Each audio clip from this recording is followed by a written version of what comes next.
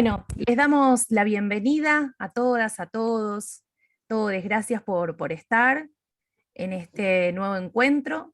Preguntaba acá a la compañera, ¿quiénes organizamos? Bueno, les contamos que este es el Foro de Pensamiento Crítico de la Universidad Tecnológica Nacional, de la Facultad Regional Avellaneda.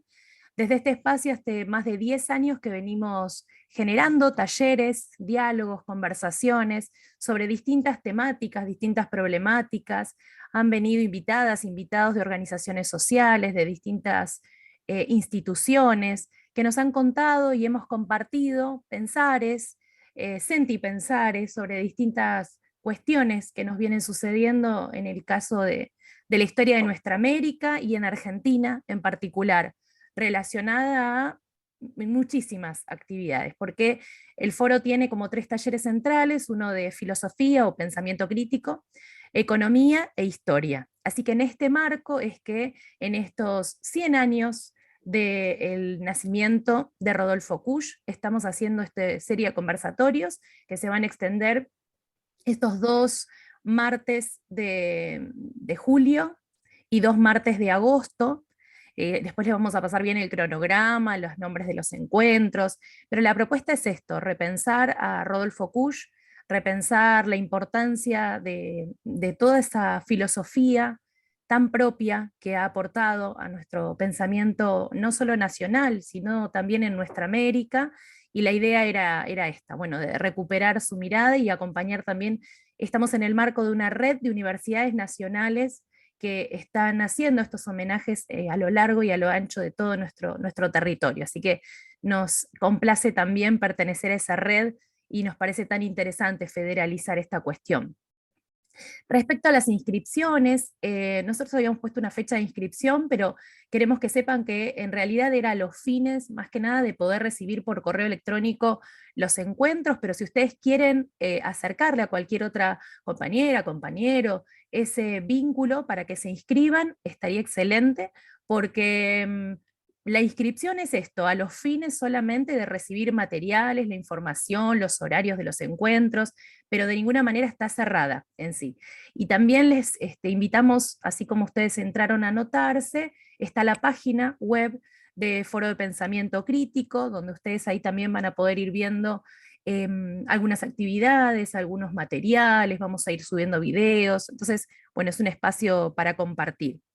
Respecto a lo administrativo, pensábamos, no es el primer seminario que hacemos, hemos hecho también un seminario ante el aniversario del natalicio de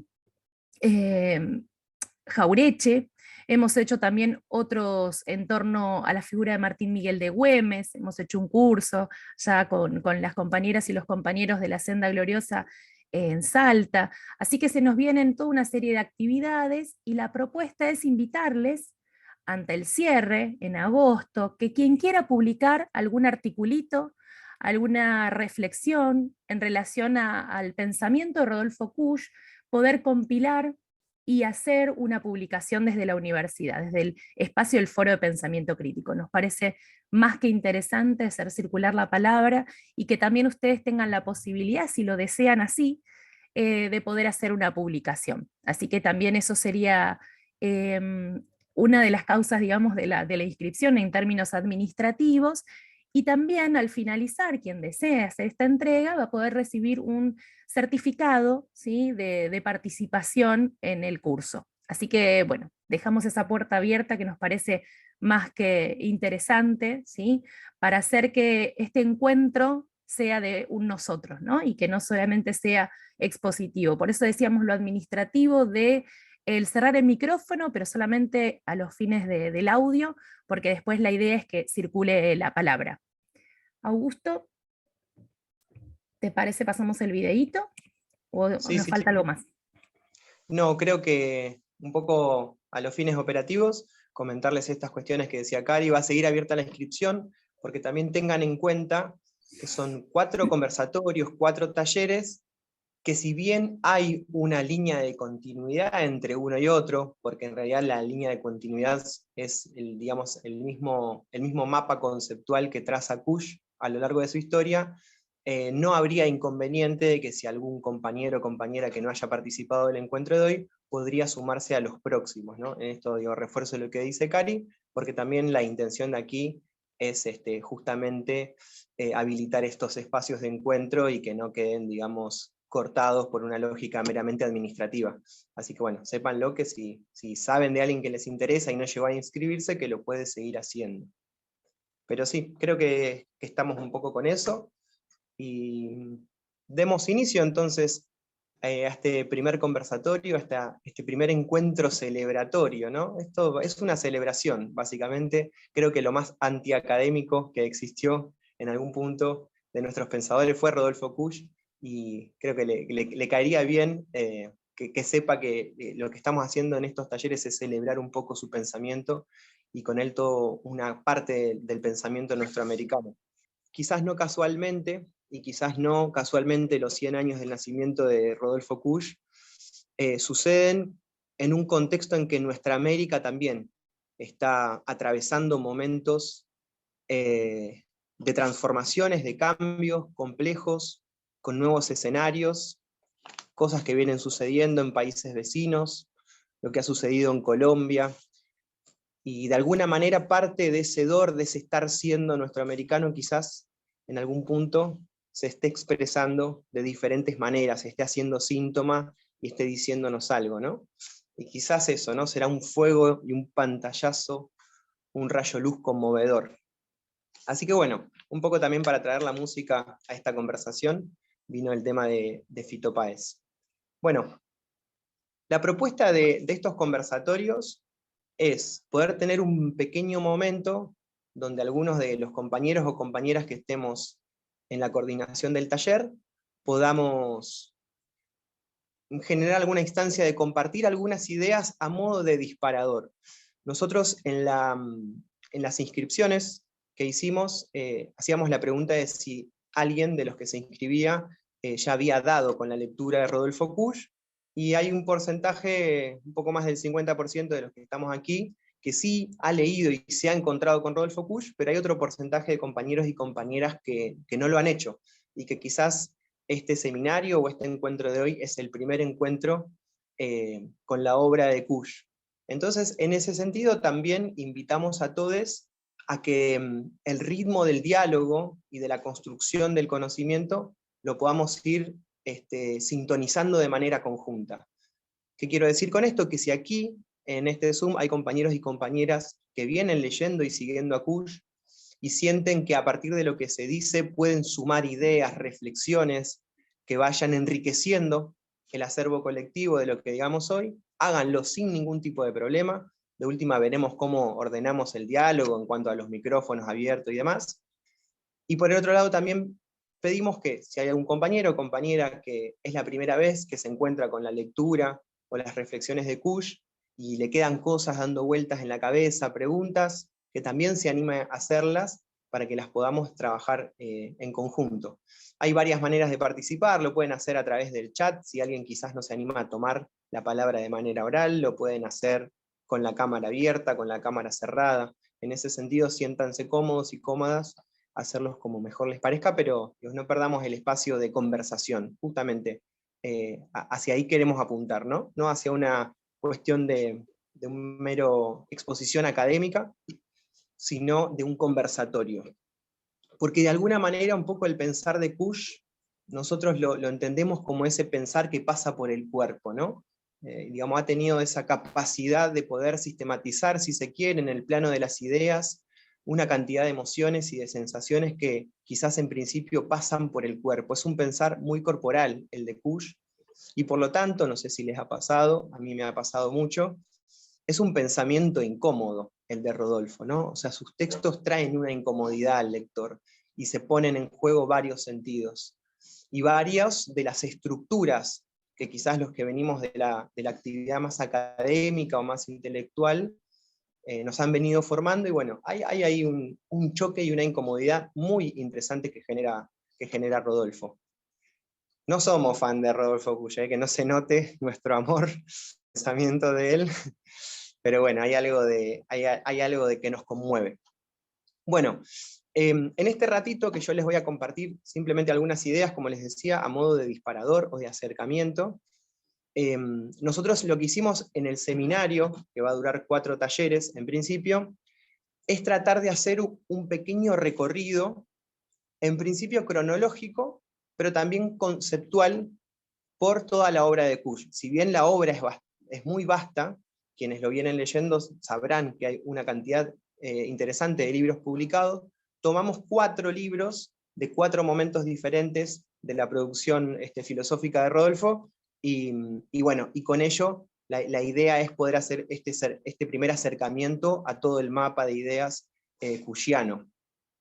Y en el día de hoy nosotros elegimos como libro disparador América Profunda, que de hecho es un libro que también está cumpliendo 60 años, si no me equivoco, es editado en el año 1962, y que de alguna manera, si bien Kusch ya viene trabajando previamente en La seducción de la barbarie, que es un libro anterior, casi de 10 años antes, algunas categorías que aparecen en América Profunda, en este libro, América Profunda, quizás es donde irrumpen con mayor, si se quiere, complejidad o profundidad, algunas de las ideas que después van a trazar todo el itinerario de trabajo de Rodolfo Kusch.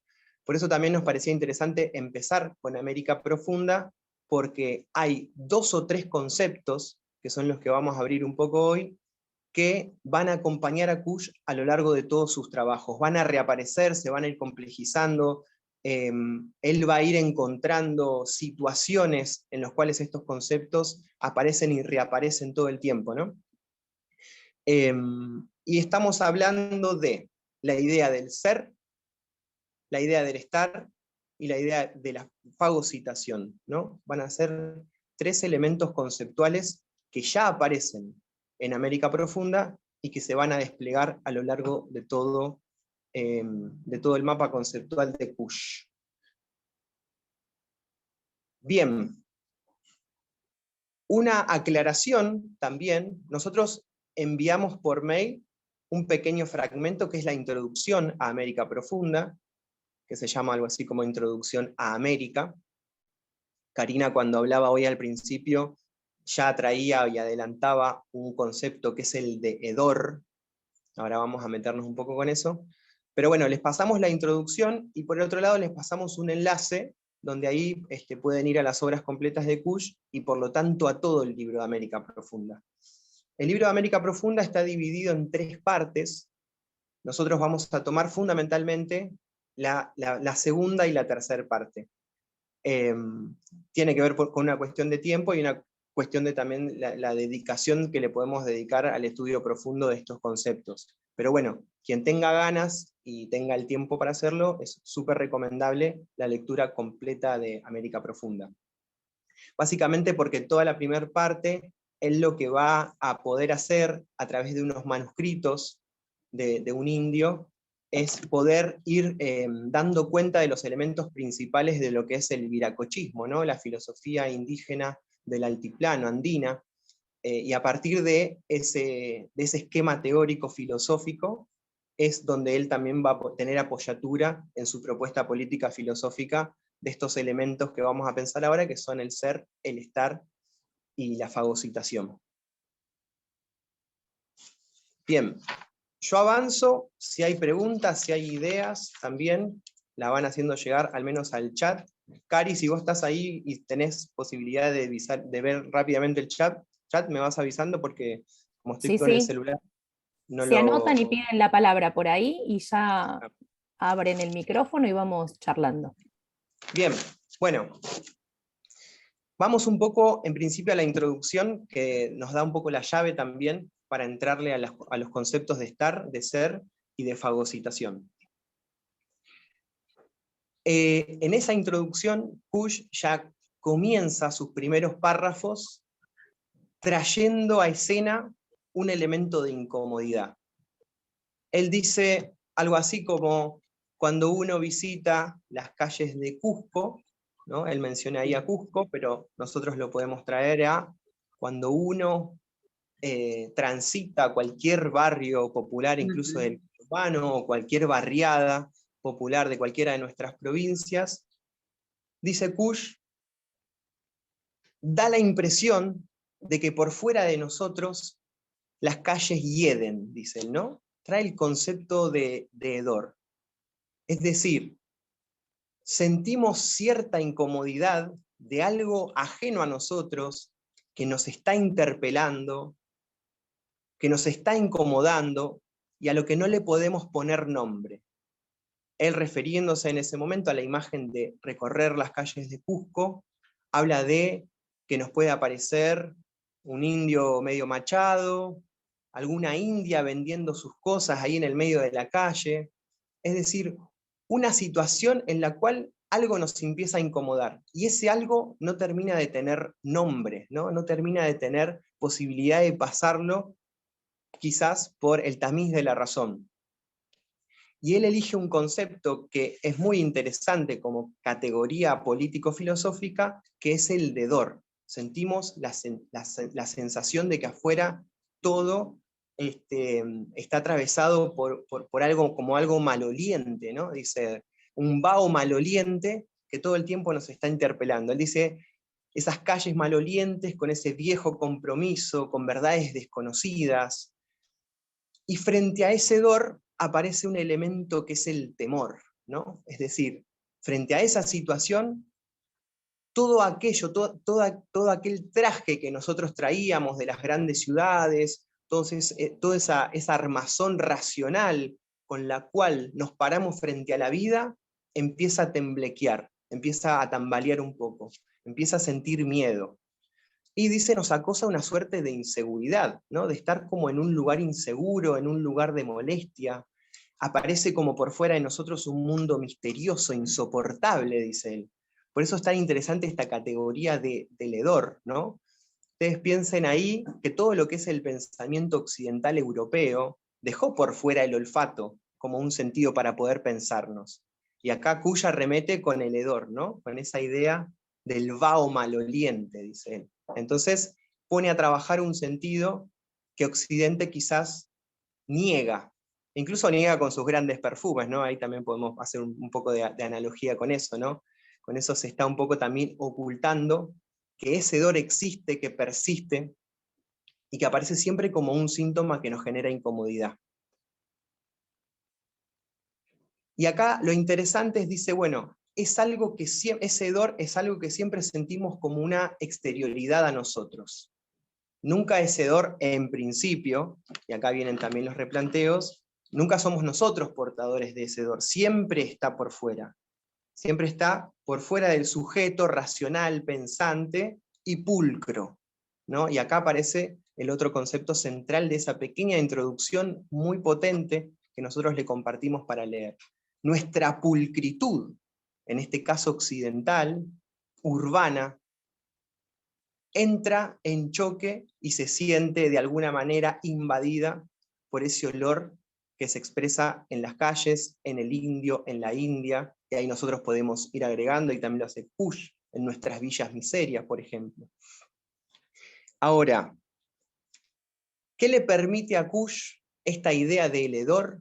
Que por eso les compartí al principio que el pensamiento de Kusch es muy corporal, ¿no? Es esa idea de hedor de algo que se siente y no se le puede poner nombre, pero que genera algo hacia adentro de nosotros. De alguna manera es interesante porque esa categoría filosófica, política, permite abrir la llave a la pregunta por América. ¿Y por qué le permite abrir esta pregunta? Porque, bueno, justamente lo que da cuenta Kusch es que si nos atraviesa esa sensación, si nos interpela ese afuera y nos incomoda y pone en jaque parte de nuestras seguridades y de todas las certezas que hasta ese momento traíamos, es porque hay algo subterráneo, algo en lo profundo que está operando y que está desnudando de alguna manera ese traje que traíamos puesto y que nos daba ciertas certezas y ciertas garantías y la comodidad de sentirnos y pensarnos pulcros frente a un mundo que en ese momento entendemos como que hiede.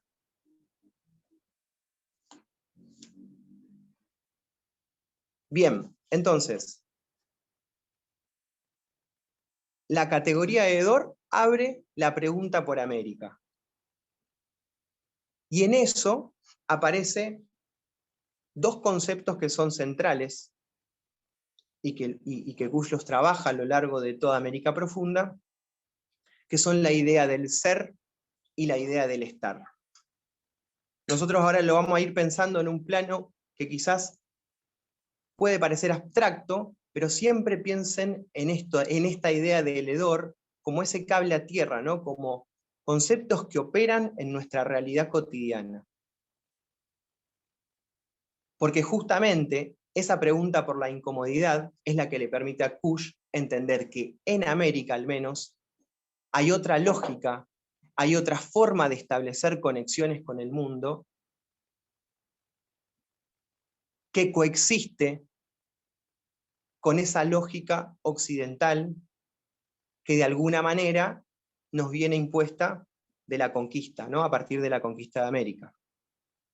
Que coexiste, ¿no? Eso también es un elemento importante. Kush siempre va a ser un pensador no de los elementos puros, va a ser un impuro en algún punto, ¿no? Siempre va a tratar de pensar en ese barro que es la propia existencia. Entonces, a partir de ese prólogo, donde Kush relata una situación muy personal, muy particular, nos trae esta idea de Dor, y la idea de Dor abre los trazos gruesos y las categorías más fuertes de su pensamiento, que son esta diferenciación entre el ser y el estar. Si uno tiene que pensar qué es lo que le trae Rodolfo Kush a la filosofía norteamericana, es esa capacidad de poder dar cuenta de cómo operan estas dos lógicas totalmente diferentes y que establecen vinculaciones y conexiones con el pensamiento, con el cuerpo, con el mundo, totalmente diferentes. Bien. Tomo un mate y seguimos.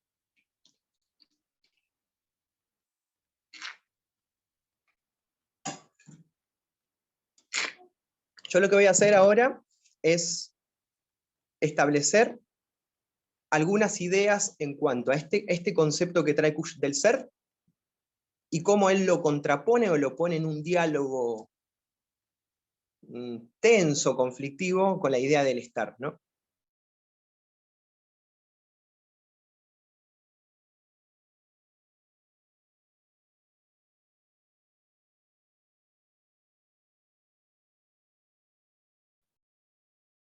Se nos congeló Augusto, me parece.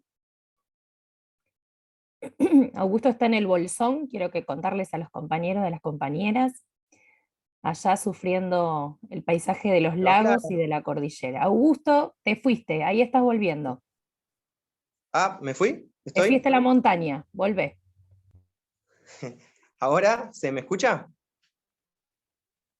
Hola, Sí, hola, ¿sí? Perfecto. Ahí va. sí. Perdón, yo estaba recopado acá hablando y estaba hablando conmigo mismo, evidentemente estaba en una conversación muy, muy acalorada conmigo. ¿Hasta dónde se cortó? Ibas a empezar a hablar de los conceptos. Bien, bueno, eso. Un poco lo que les decía, no sé hasta dónde se escuchó, es que la idea es hacer como una especie de punteo relativamente esquemático, pero para que eso nos habilite un poco la conversación, de qué entiende Kush por esta idea del ser, o digamos, qué es lo que, cuál es la trama que constituye la lógica del ser, y cuál es la trama que constituye la lógica del estar. Dos formas de habitar el mundo totalmente diferentes, que coexisten en nuestra América, por eso él después va a terminar, digamos, generando una propuesta filosófica y política con esta idea del estar siendo, pero que claramente tienen, digamos, como sostenimientos existenciales totalmente diferentes. Vuelvo a decir, voy a ser bastante esquemático, y en esto, después de hacer esta pequeña apreciación, invito a compañeros, compañeras que hayan tenido algunas lecturas de Kush, que si se sienten que hay algo para completar, que lo vayamos completando. Pero si nosotros tuviéramos que trazar como una especie de línea divisoria, y de un lado poner elementos del ser, y del otro lado poner elementos del estar, claramente lo que pondríamos en principio del lado del ser es todo lo que nos trae después de la conquista, la cultura occidental. Y en esto nos referimos a una cultura que fundamentalmente basa su pensamiento sobre la idea de la luz, de la claridad, ¿no? Si nosotros, por ejemplo, tendríamos que pensar el ser y estar como imágenes, y podríamos usar la imagen del cielo y la tierra, claramente el cielo estaría del lado del ser. ¿Por qué? Porque, digamos, va a ser una forma de pensamiento, la occidental, que siempre va a pensar en términos de luz, de iluminación, ¿no? Es decir, aquellos aspectos existenciales que queden por fuera de la posibilidad de nombrar o de echar luz, van a ser, digamos, desprestigiados por este pensamiento occidental y del ser, ¿no? Es decir, cielo, claridad, luz, aparecen como elementos centrales de la filosofía del ser. Por eso es tan incómodo para el ser aquello que no puede ver, que no puede pensar, que no puede razonar, que le incomoda pero que no le puede poner nombre. Que de alguna manera esa incomodidad es lo que Kush da cuenta en la lógica del estar, ¿no? Si tuviéramos, digamos, en la línea del estar, aparecería un poco la tierra, la oscuridad, aquello que es opaco, que no es nítido, que de alguna manera también le escapa a las nomenclaturas científicas que intentan capturarlo a través de alguna categoría, ¿no? Es, incluso si se quiere, parte de lo demoníaco también para esta lógica de pensamiento, ¿no? Porque es aquello a lo que no le podemos echar luz, ¿no? Entonces, de alguna manera, ahí una primera diferencia, esto en términos conceptuales, ¿no? Por el otro lado, aparece en el ser esta idea de una lógica dinámica, y que tiene que ver fundamentalmente con que el ser occidental lo que hace o lo que piensa es en la posibilidad de inventar o transformar el mundo. Proyectarse sobre el mundo, intervenirlo. La lógica del ser, de alguna manera, a través de la herramienta, de la técnica y de la ciencia, es una lógica que piensa el mundo en su posibilidad de aprenderlo, de controlarlo y por lo tanto de transformarlo. Una transformación que siempre es exterior, ¿no? Que es a través de la técnica acá en este sentido y la ciencia van a hacer esa mediación a partir del cual, desde la lógica del ser, el hombre puede intervenir sobre el mundo y transformarlo. Eso es una situación muy diferente a lo que plantea la lógica del mero estar, ¿no? Tiene que ver ya no el mero estar con una idea de transformación y de intervención sobre el mundo, sino fundamentalmente, dice Kush en América Profunda, tiene que ver con una idea de conjurar el mundo. Por eso el estar es un estar ahí, es un estar con el mundo sin la pretensión de ser alguien en ese mundo. Entonces la conjuración, el elemento mágico, el elemento ritualesco, va a aparecer profundamente en este plano del estar, ¿no? Del estarse ahí, con el mundo, en relación con el mundo, sin intentar ser alguien. Acá, y acá traigo algunos elementos que quizás aparecen en la primera parte del libro, y que Kush recupera de las filosofías andinas, tiene que ver con que para el mundo indígena, que es un poco donde él recupera estos elementos profundos del estar, el mundo es pensado como el hervidero espantoso, le llaman, ¿no? Él recupera esa categoría de los pueblos indígenas. El hervidero espantoso, ¿por qué? Porque de alguna manera el mundo siempre aparece exterior y siempre aparece como algo que arremete frente a la vida. Como por ejemplo a través de condiciones naturales climáticas complejas, ¿no? De alguna manera ese hervidero espantoso es el que a través de un granizo, de una lluvia, de una nevada, puede, por ejemplo, cortar una buena cosecha, ¿no? Intervenir en una buena cosecha y terminar generando escasez. Entonces, en ese sentido, para el indígena, o por lo menos esto es lo que recupera Push de nuestros pueblos indígenas andinos, el mundo siempre va a ser un elemento que va a arremeter contra la propia vida, es el hervidero espantoso. Por lo tanto, la única manera de poder sobrevivir en ese hervidero espantoso es construir una serie de rituales, de elementos mágicos, para poder conjurarlo y de alguna manera poder negociar con ese mundo y con las fuerzas de ese mundo que operan sobre el hombre, para, por ejemplo, el dice Kush, en el caso del indígena, procurarse el alimento, ¿no? Entonces, ustedes fíjense, y acá seguramente sabrán de algunos elementos ritualescos por los cuales muchos pueblos indígenas, por ejemplo, convocaban a la lluvia o se protegían de grandes tormentas. ¿Por qué? Porque la única manera de poder entrar en diálogo con ese hervidero espantoso es a través de la conjuración, es a través de un elemento mágico que nos pueda permitir sobrellevar ese caos, de alguna manera, que es el mundo.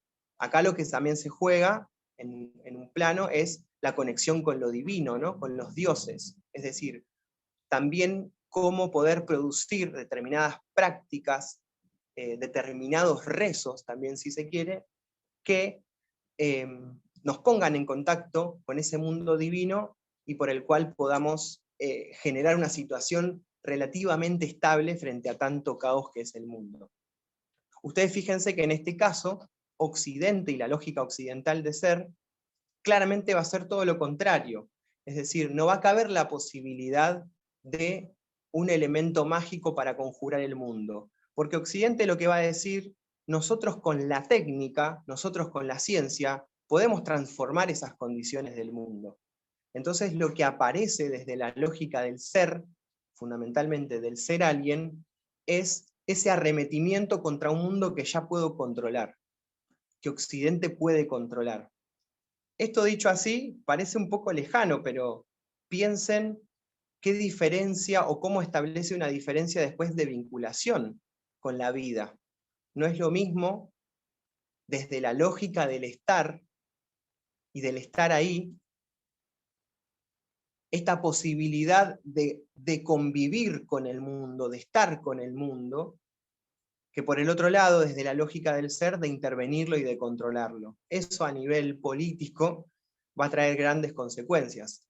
De hecho, hoy que seguimos repensando grandes problemáticas, incluso que tienen que ver con la depredación y el extractivismo que genera el propio capitalismo, están sustentadas en esta lógica del ser de que Occidente, ¿no? La lógica occidental nos dice el mundo se puede controlar, ¿no? El mundo no puede arremeter contra nosotros porque la técnica es la posibilidad de resolver esa angustia existencial, ¿no? Ese miedo frente a ese hervidero espantoso, que en el caso del indio lo resuelve quizás en determinados rituales, en determinados rezos, y Occidente lo resuelve con la técnica. Bien, entonces, por eso de alguna manera, si uno quiere tener una visión o una lectura prejuiciosa del estar, siempre va a poner del lado del estar como un elemento pasivo, ¿no? Por esto que les decía, en este caso que Kush trae un poco a su propuesta filosófica elementos del pueblo indígena, desde la visión del ser, el indígena siempre va a estar en un lugar pasivo, ¿no? Porque justamente, frente al temor que le genera este hervidero espantoso, este mundo, lo único que va a intentar hacer es tratar de conjurarlo para que no sea tan hostil. Y el lugar de la dinámica la va a tomar Occidente. ¿Y a partir de qué va a tomar esa dinámica Occidente? Dice Kush, de la creación del patio de los objetos. Entonces, lo que aparece también en la lógica del ser es esta idea del ser alguien, y el ser alguien vinculada a tener también, ¿no? O sea, al patio de los objetos. Occidente lo que va, digamos, va a basar su triunfo, entre muchas comillas, es en esa capacidad de construir un mundo paralelo a este hervidero espantoso que Kush va a terminar llamando el patio de los objetos. Acá justo veo Marta, que propone Kush en... Ay, no llegué a leer. Bueno, después ahí me pasan ese. Bueno, Marta entonces... dice, Augusto, ¿qué propone Kush en relación con Viracocha, el dios supremo que contiene los opuestos? No sé si ahí es una pregunta, Marta, o más, porque digamos lo que aparece en todo el primer libro es justamente el recupero de esa concepción del viracochismo para trabajar con estos opuestos. No sé si querés abrir el micrófono y comentar un poquito.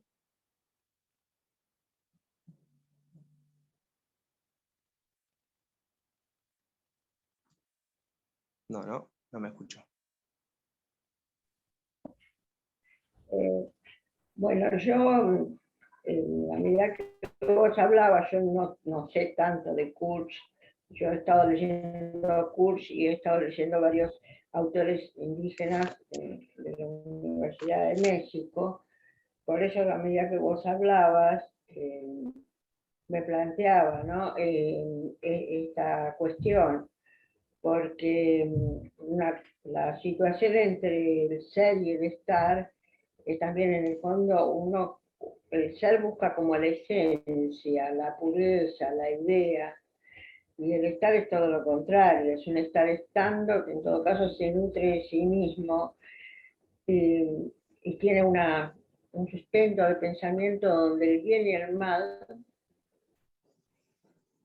son una unidad, no está el bien por un lado y el mal por el otro.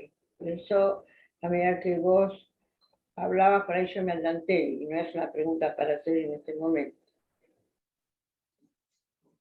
No, está muy bueno, Marta, lo que traes. Obviamente que esto es lo que charlaba al principio, ¿no? Eso aparece interesante en Kush, en toda la primera parte de América Profunda, pero está bueno que lo traigas, porque realmente en esta concepción, en esta filosofía del viracochaísmo, del estar, claramente lo que aparecen es que los opuestos conviven de alguna manera, ¿no? Son uno. Por eso él dice, exactamente, son uno, ¿no? Y lo que como, en a mí este me caso llamó, no hay... perdóname, me llamó la Sí, no, atención porque yo había leído de China, el pensamiento chino, lo veo muy desordenado.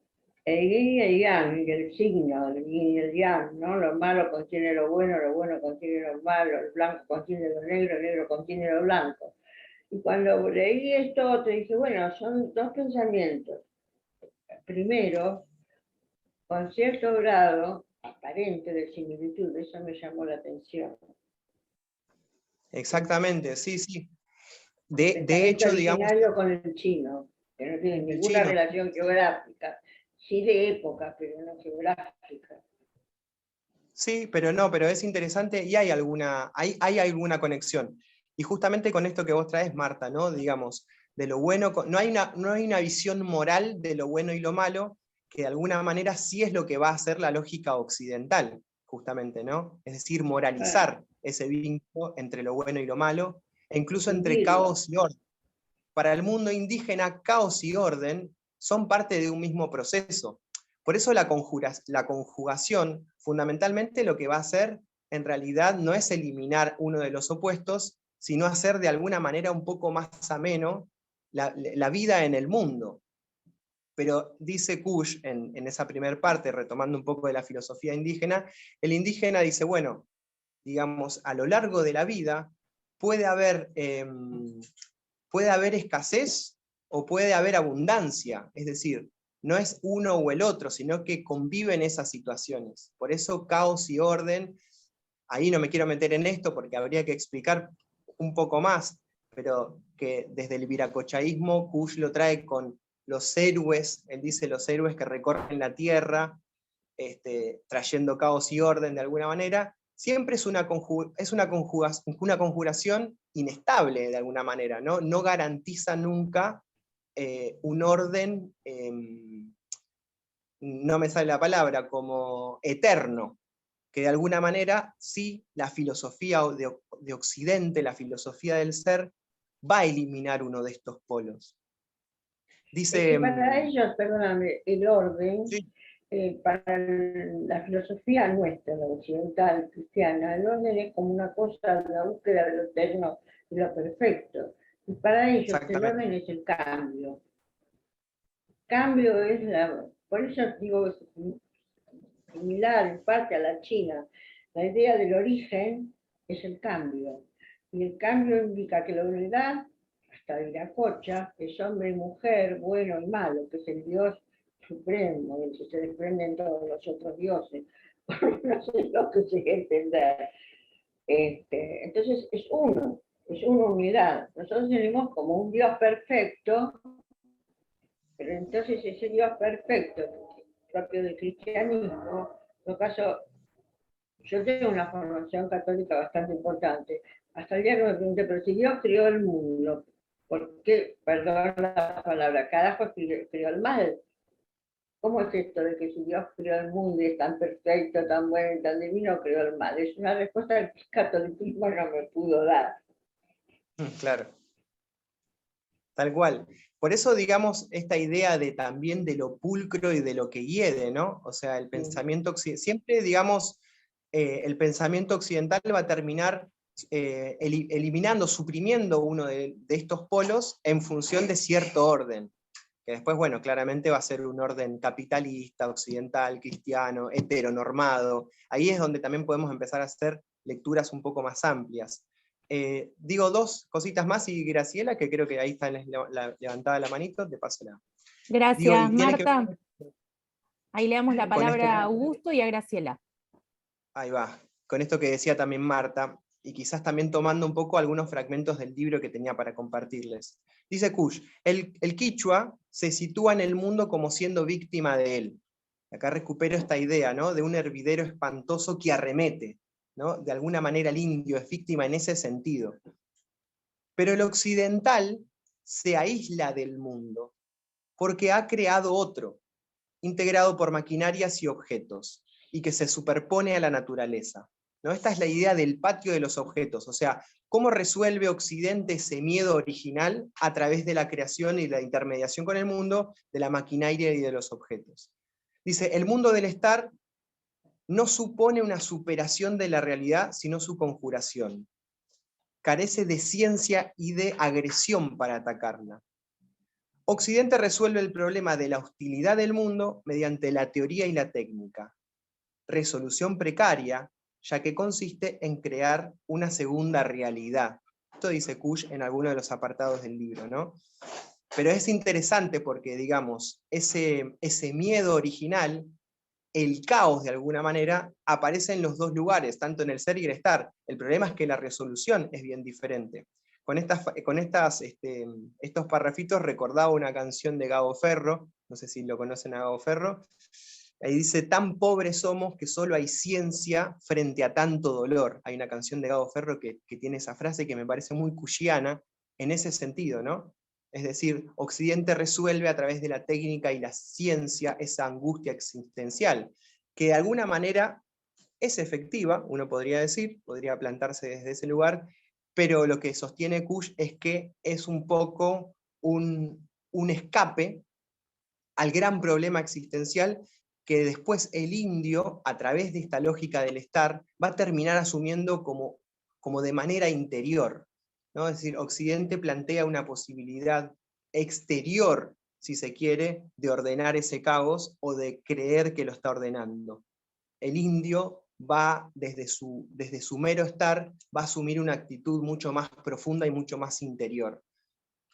Perdón, ¿tenés la palabra? Sí, hola, buenas tardes. No, vos sé que estoy trabajando con unos libritos de un grupo que se llama Guías, que es de la Facultad de Filosofía, de Antropología, perdón, de La Plata. Y hablando de Ledor y de la mirada eurocéntrica, encontré una definición de nuestro querido Pascasio Perito Moreno, que dice así: nada más sucio y más repelente que esas viejas cara color viejo roble arrugadas, semipintadas de rojo y negro, de pequeños ojos escondidos por los mechones de pelo duro y grasiento que cuadraba esas fisonomías de brujas, de senos caídos y mal cubiertos por un manto inmundo que señalaban sus inmensos vientres. El olor que despedían esas mujeres era insoportable, pero ellas parecían ignorarlo, y durante el tiempo que duró la observación no dejaron de enviarnos sus efluvios poco aromáticos. Esto decía el director del Museo de la Plata, que tuvo a originarios que trajeron después de la conquista del desierto, entre comillas, a trabajar en estado de servidumbre hasta que los mataban y los estudiaban al Museo de la Plata. Esa es la mirada que seguimos teniendo porque los negros de gorrita, que malolientes, que cantan canciones que incitan a la violencia y al consumo y a todo lo demás, pasan al lado nuestro, ¿no? Qué interesante esto que dice Gra, y también cómo lo podemos ver vinculando con algunas cuestiones que venía diciendo Augusto, ¿no? A partir del proceso de la invasión y la conquista de nuestra vialidad, de nuestro continente, aparece esta cuestión de la civilización y la barbarie, que en última instancia, digamos, van a ser esos dos conceptos centrales que también van a atravesar todo este pensamiento, ¿no? Y esa civilización racional, científica, técnica, se opone a esa barbarie. Trabajamos en el foro, en algún encuentro, un texto de Herrero Arias, Corazonar las epistemologías, muy interesante, se los recomendamos. Y acá también el autor, que recupera también las voces de muchas y muchos otros pensadores que vienen hablando en esta línea, podemos hablar de la colonialidad del poder, ¿no? De qué manera esa conquista y esa racionalidad técnica europea, eurocentrada, lo que hace es pensar a la naturaleza como un enemigo, como un espacio a obtener, un espacio a dominar, esa técnica que todo lo podemos, ¿no? Si hay algo que estos procesos de avasallamiento y de expoliación de los recursos ha hecho precisamente es, bueno, los bienes son considerados recursos, para allá y para ahora. Y la idea de la naturaleza es a dominar, ¿no? Y por eso también hago esta vinculación. Hoy nos plantean que no hay otra forma, por ejemplo, de producir alimentos que no sea a través de los agrotóxicos y de la ganadería intensiva y de esta agricultura también que destruye la naturaleza. Y nuestros pueblos, desde hace mucho tiempo, vienen diciendo que sí, que hay otra forma. Lo que pasa es que si lo pensamos en la técnica, en el ya, en el ahora, en la acumulación, hasta es un enemigo a vencer el espacio natural. Y para nuestros pueblos y para esta cosmogonía, no somos ni estamos, sino que estamos siendo en la naturaleza. Entonces ahí aparece también una contradicción entre toda esa historia de la racionalidad. Comento algo más y si querés, Augusto, o algún compañero que pida la palabra, compañera.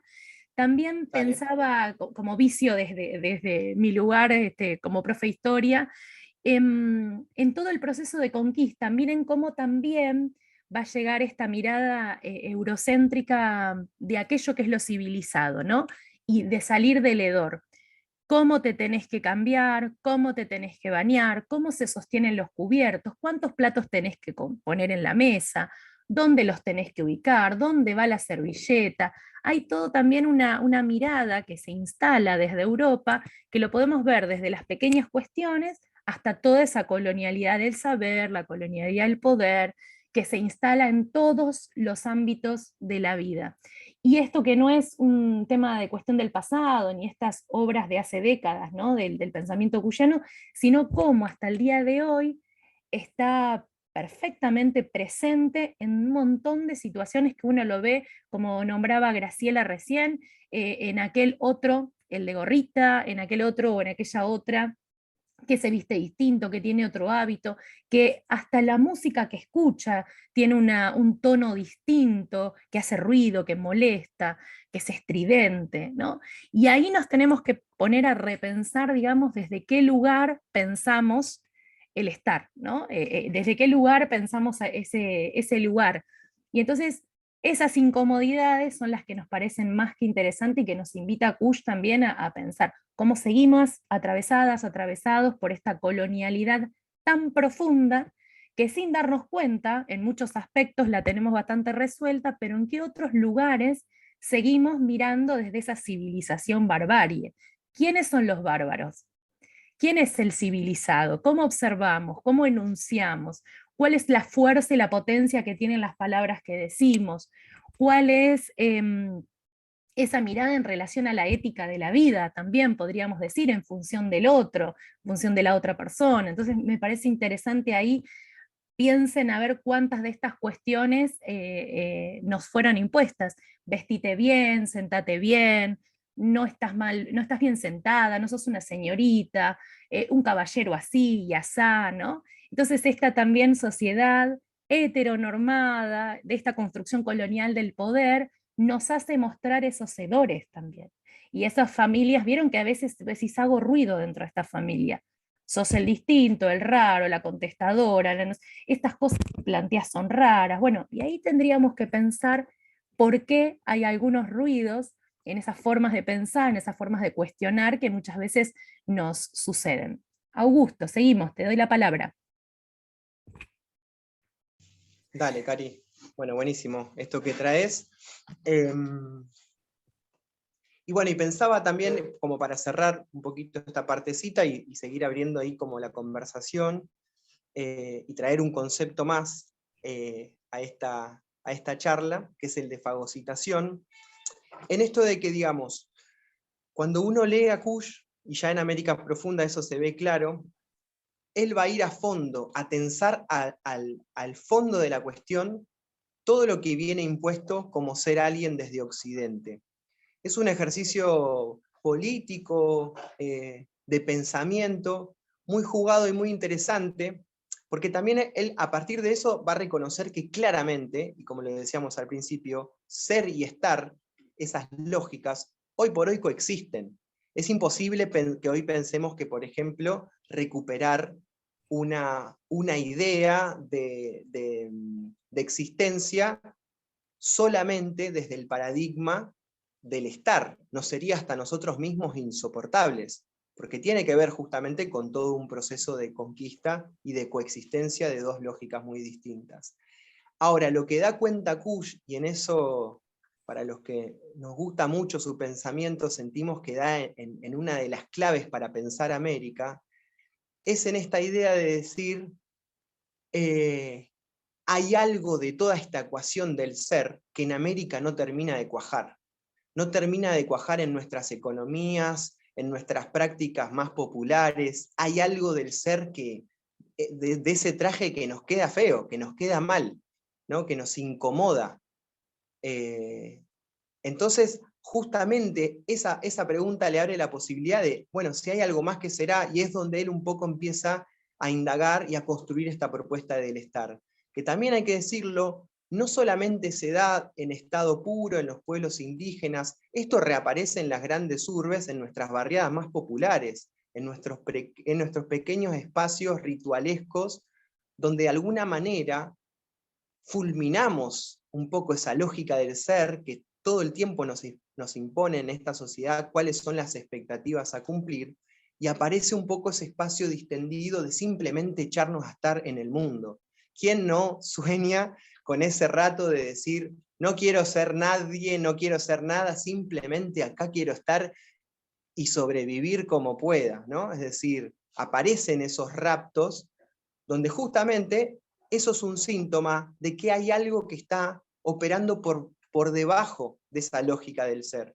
Y eso es lo interesante de Kush, porque dice, si hay algo, vayamos a pensarlo y recuperémoslo para ver cómo convive. El problema de lo que sucede después de la conquista es que la lógica del ser se impone como única, negando completamente la posibilidad de recuperar ese estar.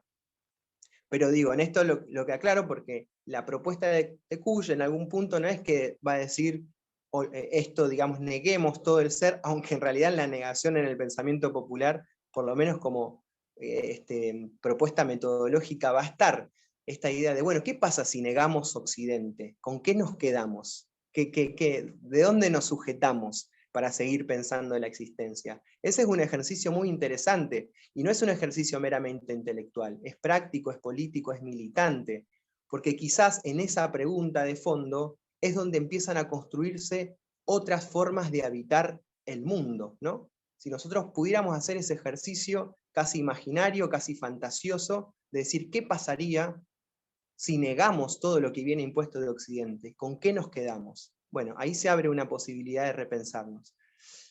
Ahora, lo último que digo, y paso la palabra y compartimos un poco eso, sentires, pensares, lo que tengamos ganas. En esta propuesta, que Kusch establece ya en América Profunda, en esta distinción entre el ser occidental y el estar propio, en este caso lo va a tomar desde nuestros pueblos indígenas, pero que después va a aparecer en lo popular, si se quiere, dice Kusch, en esa coexistencia aparece un elemento que es justamente ese elemento que da cuenta de que, a pesar de tantos años de conquista, hay algo del ser, de la lógica del ser, que no nos calza bien, que nos incomoda.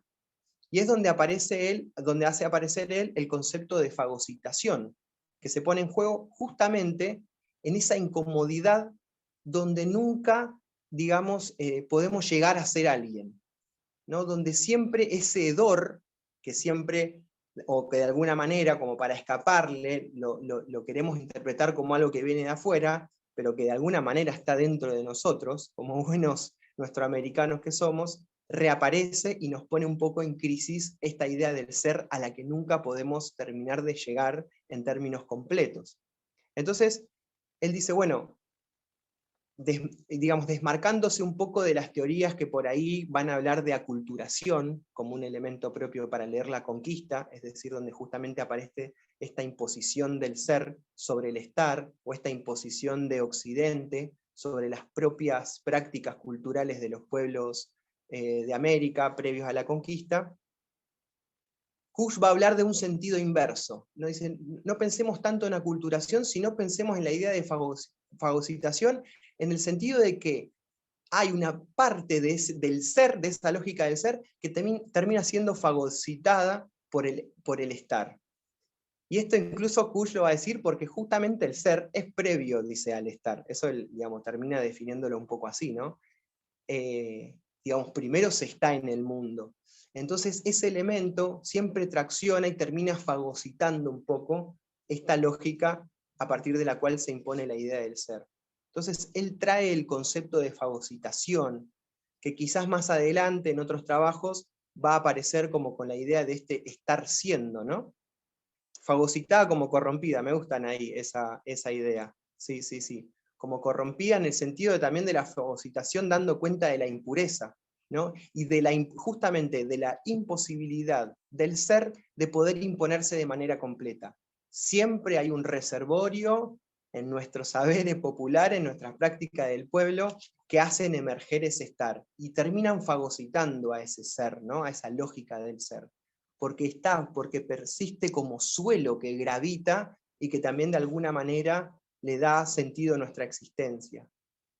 Lo que va a decir Kusch, sí, que esta idea de la fagocitación, él dice, se opera en un plano de inconsciencia social, dice él, ¿no? Como al margen de la cultura y de la civilización.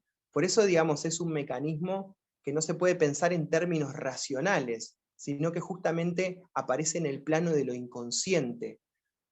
Y por lo tanto, quizás a quienes tenemos intención de recuperar ese pensamiento popular, esa sabiduría popular norteamericana, nos lleva a poder percibir como síntoma justamente ese elemento de fagocitación, eso que está siendo síntoma, eso que incomoda, eso que no cuaja en la lógica del ser. ¿Qué es? Bueno, esa justamente un poco se abre la posibilidad de pensar desde esta idea del estar, y quizás, ¿por qué no?, otra propuesta política para nuestra América, una propuesta que se construya a partir de los saberes de nuestro pueblo.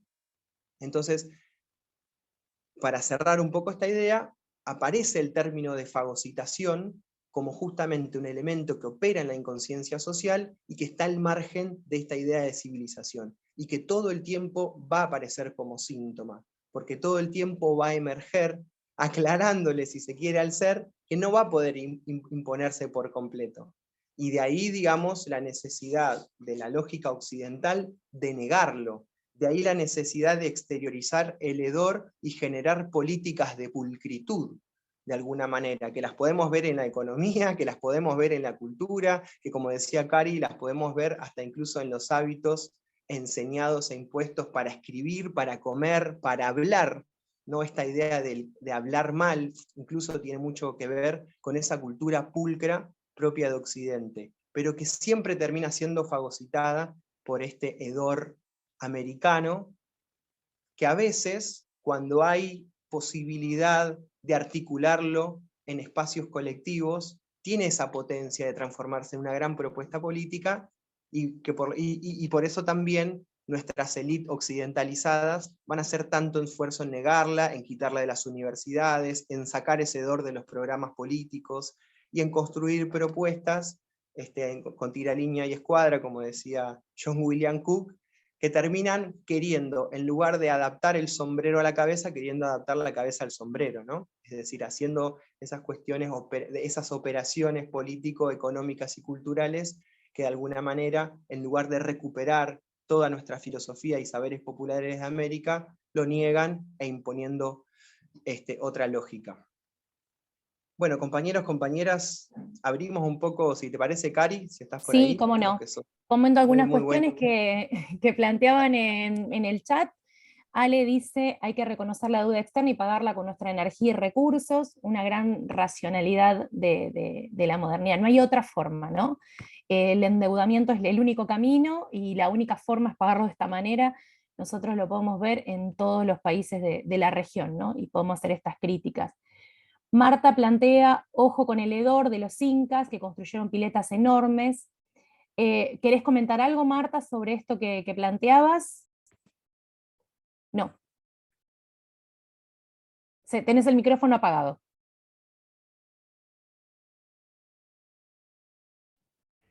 Leyendo los textos como estos que estoy leyendo en México, empecé a descubrir que realmente los incas tenían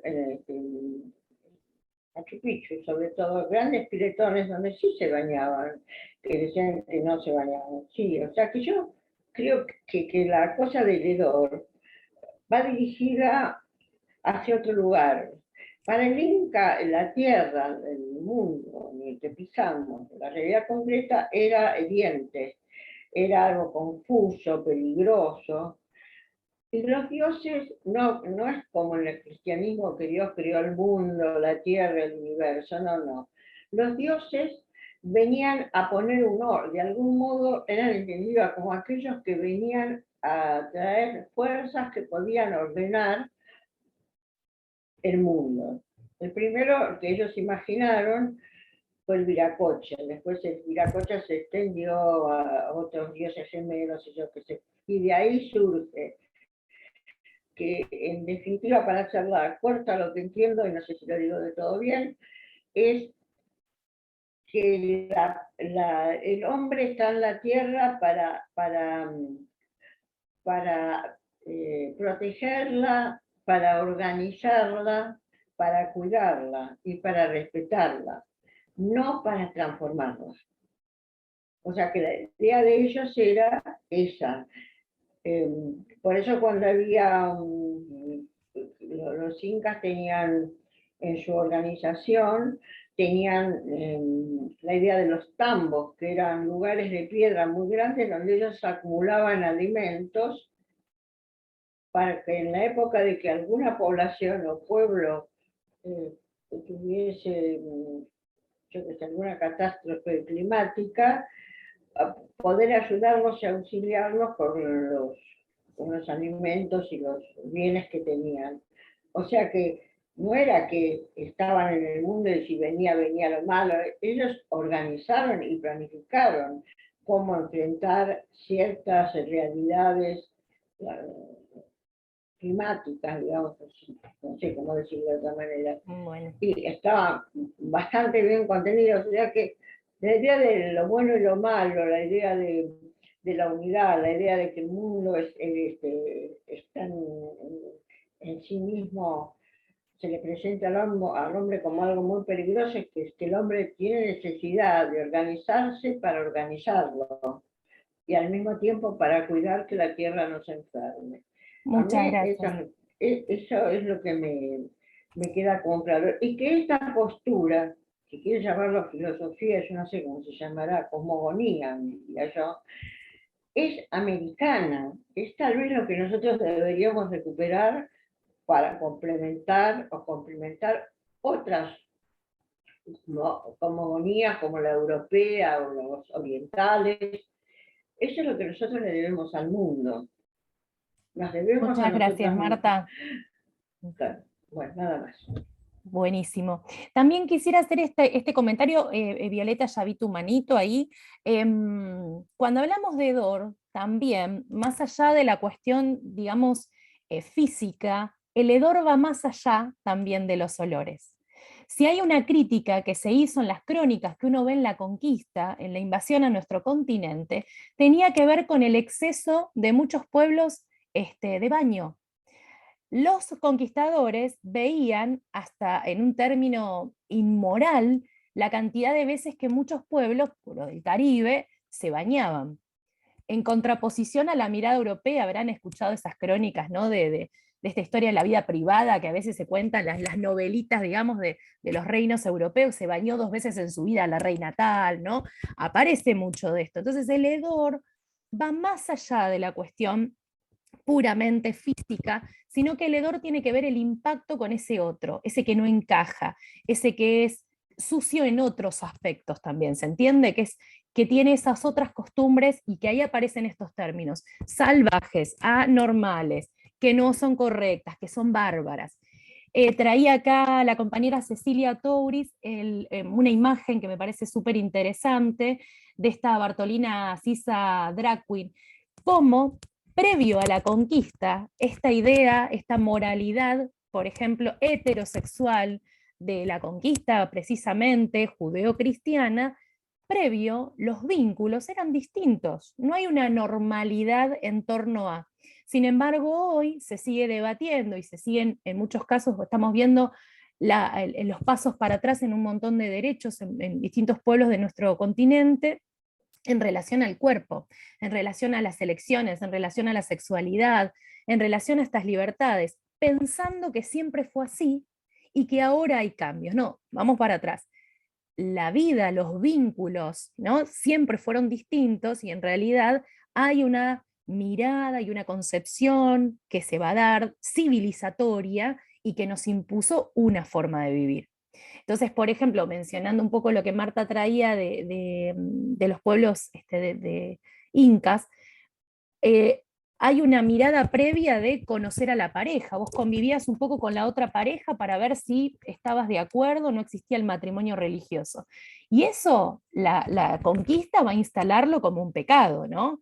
Porque esta idea de la monogamia, la idea de la pureza, la idea de la virginidad, son todas concepciones que tenemos permanentemente y que las reproducimos permanentemente, que hoy son acuerdos, ¿no? Pero que las reproducimos como si fuera la única cuestión. Y esta imagen tan interesante, que después pueden entrar al chat y abrir el vínculo que puso Cecilia, habla de esto, de lo disruptivo. Me venían otras imágenes en México, por ejemplo, de los muchachos dentro de esta mirada, ¿no? Binaria de lo que es ser varón o mujer. Bueno, y los varones que tejen. Y en realidad el tejido está reservado para las comunidades de las mujeres. Entonces, ahí también hay un montón de cuestiones que son disruptivas y que rompen con esa normalidad impuesta que no existe, ¿no? Rubén, después si querés abrir el micrófono y contarnos algo más de lo que planteabas respecto al manifiesto de Andrade, te agradecería. Pregunta Anaí, fagocitada como corrompida, dice Augusto, si querés sumar ahí algo más. Sí, no, justo ese comentario lo habíamos leído Perfecto. en ese momento y me pareció que era interesante la idea. Bien, Violeta.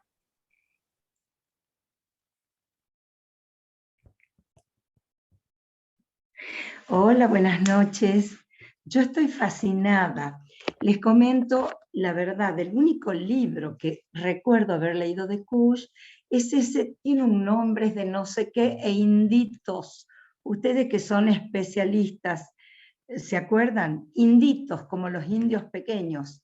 Por ahí lo tengo el libro, yo lo leí, me impresionó bastante. Sobre él escuché hablar por primera vez en mi maestría en Derechos Humanos en la UNSA, algunas páginas habré leído, me gustó, porque él tiene una mirada muy decolonial, ¿verdad? Ahora, yo escuchaba lo que hablaban todos ustedes, todos, y me resuenan cosas, y no me maten si les hablo, por ejemplo, del filósofo francés Georges Valandier, que habla del elogio de la fecundidad del movimiento, donde habla de cómo el caos produce orden, y esa es una cosa permanente. Por ejemplo, ¿qué me pueden decir de Heidegger? Un personaje para tenerlo así, pero cuando habla del Dasein, porque el Dasein es el estar ahí, o el ser ahí, pero estando, es existencia. Y a mí me resuenan muchas de estas cosas que ustedes han dicho, que tienen que ver con los saberes ancestrales y con la posibilidad de que pudiéramos hacer una propuesta de vida a partir de esos saberes ancestrales, pero que me llevan a decir, a pensar que Kusch fue un adelantado, digamos, porque les decía, ¿qué me resonó a mí? Lo que él propone y lo que decían los precolombinos, los pueblos originarios, tiene mucho que ver con lo que proponen las corrientes orientales que hará unos 50 años Occidente está tomando, porque ya nuestra cultura no da más. Entonces, un Eckhart Tolle nos habla del poder de la hora, esto de focalizarnos en el instante que tenemos para hacerlo todo. No sé si tiene algo que ver o no, pero el estar siendo es el posicionarse en un lugar donde uno puede estar sin hacer nada, simplemente siendo, ¿no? Habría que ponerse a hablar mucho y no soy la indicada, pero de todas las lecturas que yo tengo, que no son todas americanas, latinoamericanas, saco esto. Es como que empezamos, si es que podemos llamarnos nosotros occidentales, a ver que hay otras propuestas mejores, más acordes con la vida, por ejemplo, hoy se está aconsejando, les hablo de corrientes exotéricas, se está poniendo sobre la mesa, sobre el debate, lo que antes decían los herméticos, que es coincidente con estos saberes ancestrales de todos los pueblos de la tierra, ¿sí? Nosotros hemos escuchado las profecías mayas y se están cumpliendo, y Occidente ha empezado a darse cuenta de que hay una resonancia Schumann que está funcionando y que ya ellos la habían visto y profetizado. Y esto que se dijo de la polarización, yo creo que venimos a la Tierra, estas tres dimensiones, realmente a hacer un aprendizaje. Y no es bueno radicalizarse ni en lo blanco, ni en lo negro, ni en la luz, ni en la oscuridad. Hay que tratar de llegar a la síntesis.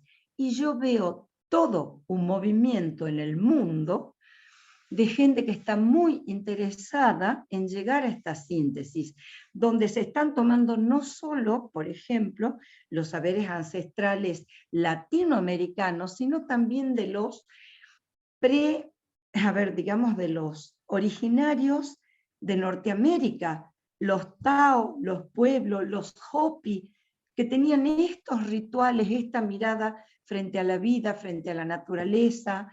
Así que a mí esto me da como, Augusto, esto que planteaste, me da como mucha esperanza, porque lo que hay que hacer es que estos saberes ancestrales empiecen a llegar a la academia, ¿no es cierto?, a la escuela, al debate público, pero que ya está, porque yo creo que esta polarización hacia el ser con la mirada europea no nos ha llevado a muy buen puerto.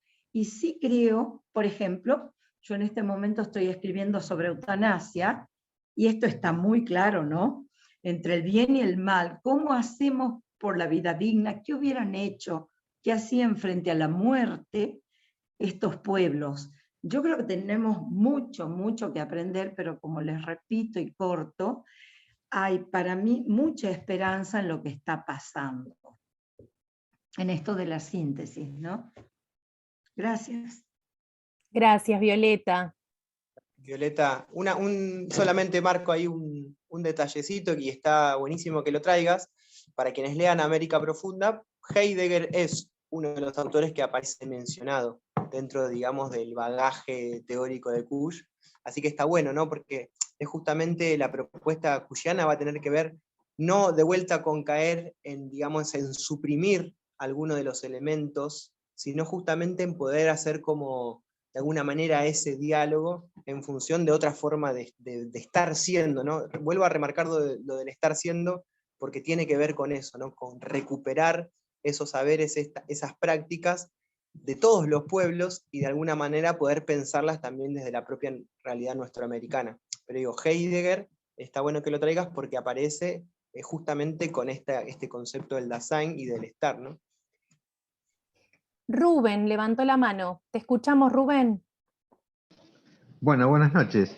Yo quedé pensando en lo que decía Augusto sobre el concepto de fagocitación de Kusch, que por lo que intuyo tiene que ver con lo físico, con lo biológico, ¿no? Un concepto casi remitido al aspecto biológico del ser humano. Y me llevó este pensamiento de fagocitar a la propuesta del manifiesto antropofágico de Oswald de Andrade, que bueno, no recuerdo bien ahora porque lo leí hace mucho tiempo, pero sé que una comunidad brasileña había literalmente engullido a un sacerdote, como una forma de simbolizar, ¿no?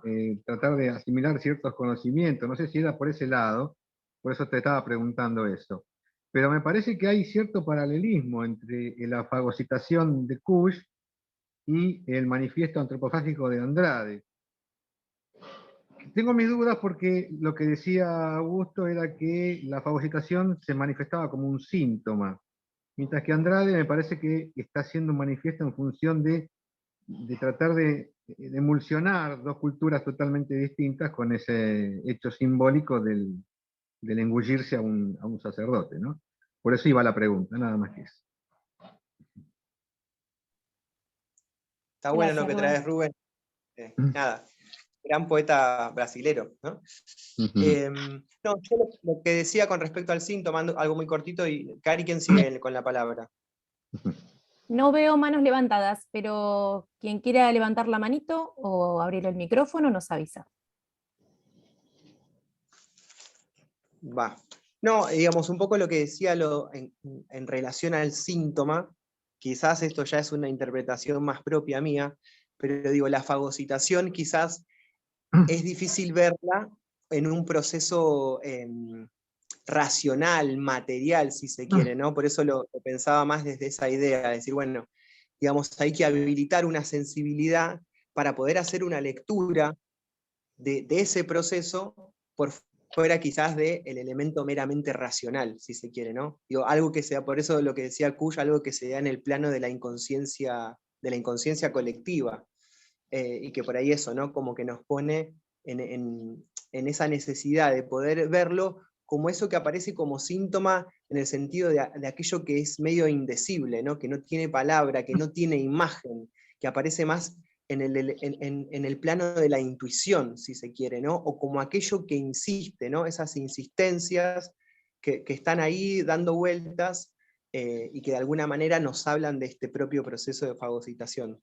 Yo, si tienen ganas, me gustaría leer algo muy cortito, porque también es interesante. Nosotros elegimos algunos textos de Kusch para compartir, y nos interesaba esto, ¿no? Leerlo a él también. Él dice: pero como ya venimos encarando el problema desde otro ángulo, podemos afirmar que la aculturación, él viene hablando ahí de otro concepto de aculturación, se produce solo en el plano material, como la arquitectura o la vestimenta. En cambio, en otros órdenes, pudo haberse producido un proceso inverso, diríamos de fagocitación de lo blanco por lo indígena. Quizá hubo siempre una acción simultánea de los dos procesos, pero nuestros ideales de progresismo nos impiden ver a este último. La fagocitación se da en un terreno de imponderables, en aquel margen de inferioridad de todo lo nuestro, aún de elementos aculturados respecto a lo europeo. Ahí donde adquirimos nuestra personalidad nacional, cuando somos netamente argentinos, peruanos, chilenos o bolivianos, y también en ese hecho tan evidente de nuestra mala industria o nuestra peor educación pública. Es cuando tomamos conciencia de que algo nos impide ser totalmente occidentales, aunque nos lo propongamos. Bueno, acá el párrafo va rozando siempre la ironía, ¿no? Kusch también es un escritor muy, muy irónico. Pero digo, me parece que un poco también resume esta idea de lo que charlábamos recién, de ese proceso inverso, ¿no? De América fagocitando ese ser occidental. Creo que Anaí está levantando el... Sí. Va, Anaí, no, está levantando, ella puso la manito ahí. Anaí, Ana. ¿querés activar? Yo me parece que, no sé, Kusch por ahí va y viene, porque en un momento él habla de que ya no se puede superar esta oposición entre hedor y pulcritud, y habla de que la última gran revelación que se reveló desde lo hediondo a la pulcritud fue la Revolución Francesa, por lo menos en forma colectiva, como que ahora hay pequeñas apariciones así no coordinadas o distantes, que quizás ni se puedan coordinar. Por ahí sucedan todas juntas, pero me llamó la atención que él habla por un lado de fagocitar, pero por otro lado dice que es muy complejo superar esa oposición entre lo pulcro y el hedor.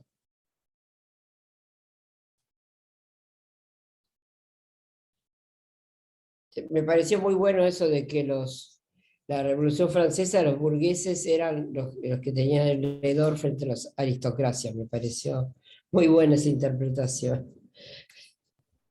Sí, sí, y aparte Sí. como desde Europa, lo que decía Augusto también de los perfumes, ¿no?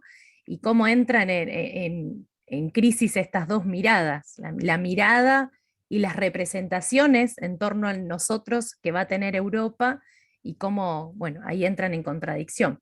Sí, Augusto. Sí, y una cosa muy cortita, digo, Europa también tiene su hedor, ¿no? En ese sentido, digo, el propio proceso europeo, incluso actualmente, ¿no? Está siempre ese margen, digamos, ninguneado y marginado, que también le habla a una Europa que se erige como blanca, como racional, desde otro lugar. Digo, en eso también me parece que es interesante, quizás habría que hacer otra lectura, ¿no? Digamos, de lo que estamos charlando, más fina, pero existe también dentro de Europa ese margen de hedor que también piensa un vivir desde otro lugar. Se vienen los Y últimos minutos, les invitamos igual mientras termina Augusto, a que se anoten o ahora levanten la manito, así ordenamos. Sí, Augusto. No, está bien, sí. No, iba a decir eso, que quizás lo podemos ir charlando unos próximos encuentros, pero siento también, esto también es una visión personal, que en la idea de fagocitación se desmarca un poco de la idea de síntesis en términos dialécticos, ¿no? De negación, afirmación, negación de la negación, pero siento que porque hace convivir de manera mucho más embarrada, mixturada. A mí me viene el concepto del ocheje que usa Silvia Rivera Cusicanqui para pensar esas sociedades abigarradas que son propias de América Latina, ¿no? Donde existe esa convivencia entre varios elementos, y no hay una resolución de síntesis en términos de un polo subsumiendo al otro y resolviendo, ¿no? Sino está, digamos, ahí, habita la complejidad y la mixtura. Digo, esto lo pienso en voz alta con ustedes, pero no es ninguna afirmación estable, pero me da esa impresión, ¿no? Que la fagocitación también nos habla de un proceso diferente. Bueno, Cari, estamos, ¿no? Sí. Ahí estamos, compartimos, leo los últimos comentarios. Dice Marta, el hedor de Europa es nombrarse como continente cuando en realidad geográficamente es una península. Es muy interesante ahí muchos trabajos que ha hecho Enrique Dussel. Les recomendamos, hay unas entrevistas en Ecuador en el marco de una serie de charlas que da sobre la idea de historia universal, se los recomiendo en YouTube, porque él habla de esto, ¿no? En realidad cuándo aparece la centralidad de Europa, y que en realidad dice esto más o menos que vos planteas, Marta, que es un pequeño rincón, ¿no? Es una zona, digamos, que por su centralidad de poder y su conquista tomó ese lugar en el mundo, pero que en realidad era la periferia de la periferia, dice. Así que ahí es interesante para pensar. Les compartimos algunas fechas, ¿sí? Para que tengan presente, y mientras tanto, si alguien quiere decir algo más, levanta la mano. El martes 19 de julio vamos con el taller 2, acá vamos a partir del martes a tener invitadas e invitados. El taller 2 dice volver a la rara y profunda sabiduría popular, ideas y reflexiones que resuenan de la mala vida porteña. Acá tenemos a las compañeras y los compañeros de la Universidad de Lanús, del espacio de Chicherías, que van a estar compartiendo con nosotras, con nosotros, este conversatorio. El otro conversatorio ya va a ser el martes 2 de agosto, el taller 3, y el taller 4 va a ser el 16 de agosto. Así que para ir agendando algunas fechas, mientras tanto vayan pensando a ver si de todo esto que vienen charlando, viendo, de sus lecturas previas, de ese cruce de lecturas que ustedes fueron haciendo, si tienen ganas de escribir algún articulito, algunas reflexiones, algún pensamiento, ¿sí? Como para poder agrupar y hacer alguna publicación de todos aquellos trabajitos que vengan haciendo. Es muy interesante poder cruzar también con otras y otros autores, con músicas, con músicos, con artistas. Me parece que está bueno en este sentido, y es volver a co-razonar, ¿no? A pasar por el corazón la razón, como dicen muchos autores de nuestra América, ¿no? Corrazonar, corazonar las epistemologías, los conocimientos, las sabidurías. Me parece que es algo interesante y que nos despierta esto. Quería hacer este comentario nada más, y ahí te cedo, Augusto, para la palabra para cerrar, que tampoco se trata de pensar aquellas sabidurías ancestrales o las formas de vínculo y de convivencia de nuestros pueblos originarios como aquello puro, ¿sí? Sin contradicciones, inmaculado, porque es caer también en un lugar no solo de un reduccionismo, sino también en una contradicción. Hubo relaciones de poder complejas. Algunas autoras y autores van hablando, por ejemplo, del origen del patriarcado. Entonces dicen, cuando el imperio inca obliga a las mujeres a casarse o las usa para el servicio sexual de la corte, hay patriarcado. Entonces, digo, como un ejemplo que tiro solamente acá, ¿no? Entonces, pensar también en cuáles de esas sabidurías, cuáles de esos vínculos con la tierra, cuáles de esas raíces, pensar el nosotros en lugar del nosotras, ¿no? El nosotros en lugar del soy o yo solo estoy, ¿no? Entonces, esto de empezar a cuestionar, a mixear, a relacionar, y que no se trata de una pureza, es aquello o esto, sino repensar esas raíces que también nos vienen siendo invisibilizadas, acalladas, ¿no? Y que se siguen presentando como lo salvaje, estos que prenden fuego en el sur porque se quieren quedar con tanta tierra que andás a ver para qué la quieren. ¿Vieron estos discursos que aparecen? ¿No? Generan las protestas, son los que prenden fuego los bosques. Bueno, todo eso es el resonar hoy de todos esos procesos también de colonización que vienen dándose y que en lo discursivo también sigue siendo muy fuerte en los medios. Augusto. Bueno, la verdad es que súper contento de poder hacer este encuentro hoy. Los intercambios que hubo, bueno, ahí surgieron incluso cruces con otros autores, autoras. Animémonos también a eso, ¿no? Como a ir pensando juntos. En un momento se me cortó la conexión, Cari, pero creo que lo estabas diciendo, que posiblemente el próximo martes, que es 19, que es el taller 2, nos acompañen los compañeros y compañeras de Chichería. Sí. No sé si eso lo dijimos, ahí va.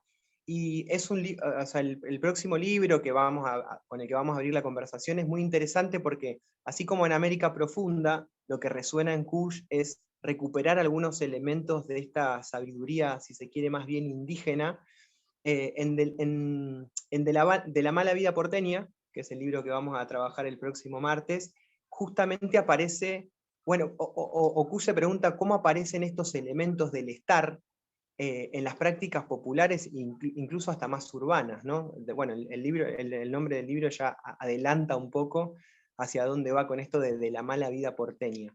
Pero nada, es un libro hermoso y que también vamos a poder charlarlo mucho porque tiene mucho jugo como para seguir laburando algunas de estas ideas que hoy se presentaron. Una cosa que es interesante, que la idea del estar y la idea del ser y la idea del estar siendo van a ser transversales a toda la obra de Kush. Entonces, con cuestiones que nos hayamos quedado hoy, las vamos a seguir trabajando, y bueno, después la idea es ver cómo se ponen en juego en las diferentes reflexiones de él. Pero bueno, por eso queríamos empezar con estas categorías, abrirlas un poco, también incluso incentivar la investigación, ¿no? No se queden con nada como una afirmación acá o una certeza absoluta de lo que se diga, sino que quizás lo que podamos ir compartiendo a cada uno le resuene y también lo incentive a eso, a investigar un poco más, a leer, a dar con otras lecturas de Kush.